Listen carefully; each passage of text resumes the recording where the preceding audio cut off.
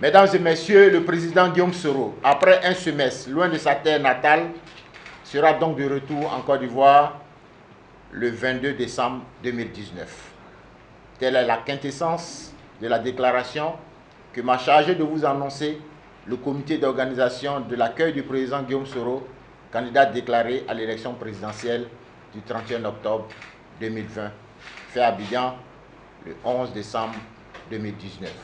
Nous n'avons pas connaissance de ce qu'il soit menacé. Nous savons qu'il rentre et il va rentrer le 22 décembre 2019. On ne doit pas jouer avec la vie des citoyens. On ne doit pas instrumentaliser les victimes de la crise.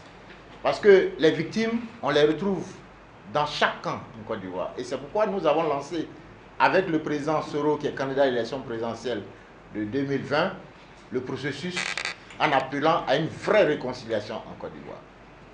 Donc on ne va pas instrumentaliser les victimes de la crise en demandant à une justice de se saisir de l'appel de quelques individus. On ne sait d'où ils sortent, qui viennent se réclamer victimes d'un citoyen. Dans un pays autre que la Côte d'Ivoire, je pense que ces personnes auraient été poursuivies parce que ces personnes ont fait beaucoup de révélations et il y a des familles qui devraient normalement se saisir de leurs appels et puis réclamer également justice. Donc qu'on aille calmement à l'apaisement.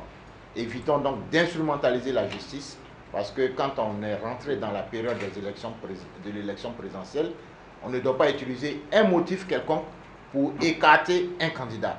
Le président de la République l'a dit, aucun candidat ne sera écarté. Donc vous avez certainement une réponse dans les déclarations du président de la République.